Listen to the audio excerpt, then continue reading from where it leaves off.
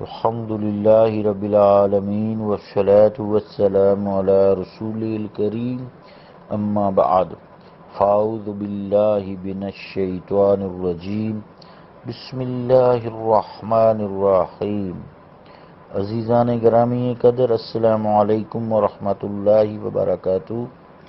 غزوہ فتح مکہ کے بارے میں گفتگو چل رہی تھی، اس کے ہم اسباب بیان کر رہے تھے، اور جب کفار نے صلح حدیبیہ کو پس پشت ڈال کر خون ریزی کا بازار گرم کیا، پھر لگے پچھتانے، پھر سفیان کو صلح کے لیے بھیجا کہ معاہدے کی تجدید کی جائے اور مدت بھی بڑھا دی جائے، تو سفیان اپنی بیٹی ام حبیبہ رضی اللہ تعالیٰ عنہ ام المومنین سے جب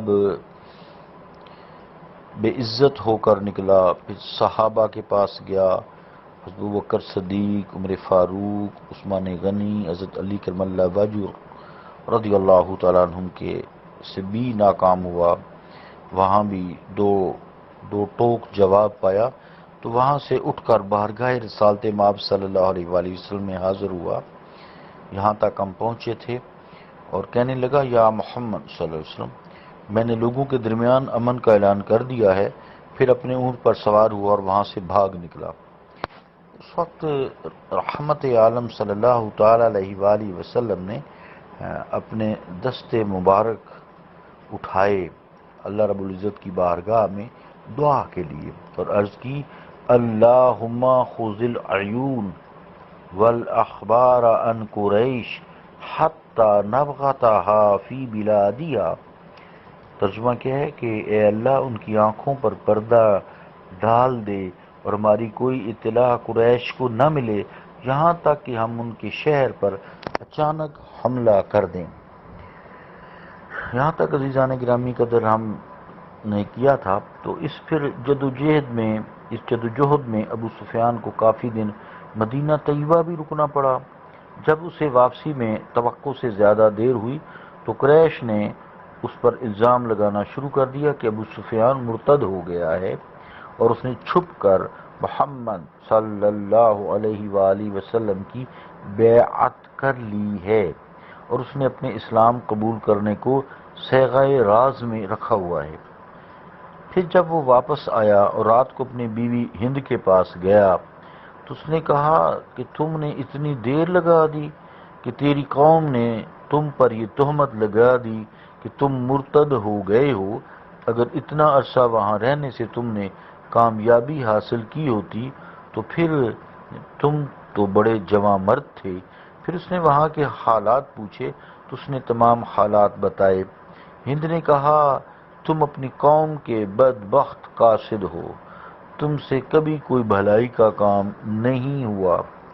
سبل الہدا جلد 4 صفحہ 315، الاکتفاء جلد 2 صفحہ 289 to 290، دلائل النبوہ جلد نمبر 5 صفحہ 10، امتاع الاسماء جلد 1 صفحہ 272۔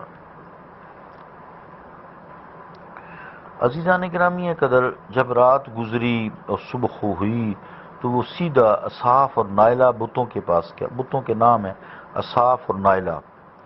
ان بتوں کے پاس گیا، وہاں اپنا سر منڈایا اور ان کے لیے ایک جانور ذبح قربانی کیا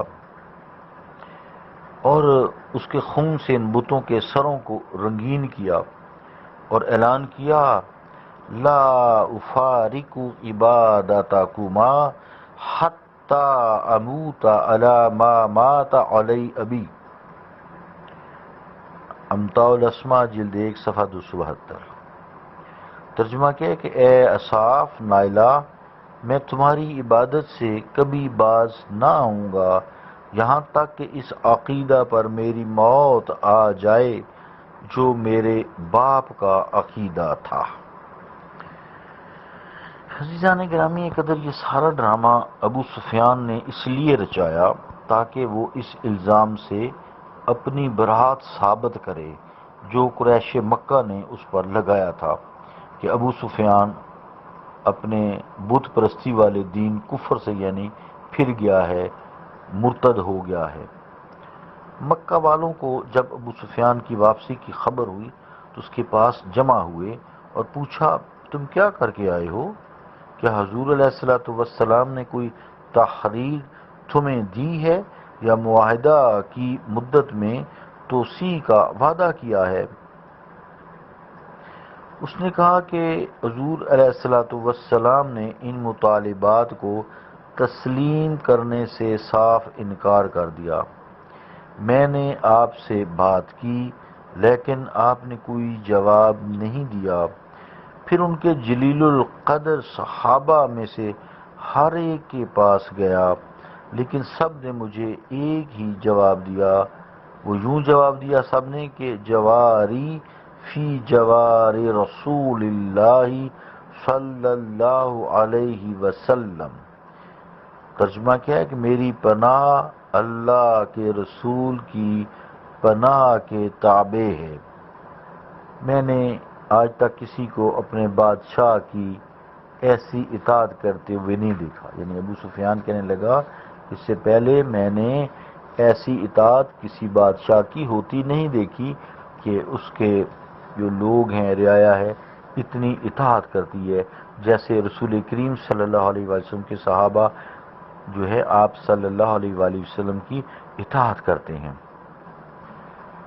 تو دشمنان اسلام جن نفوس قدسیہ کے جذبہ اطاعت و غلامی کا اعتراف کرنے پر مجبور ہو گئے، عزیزان گرامی کہتے ہیں دشمن ہیں لیکن صحابہ کی اطاعت اور غلامی کا اعتراف کر رہے ہیں، بلکہ مجبور ہو گئے ہیں اس اعتراف کرنے پر۔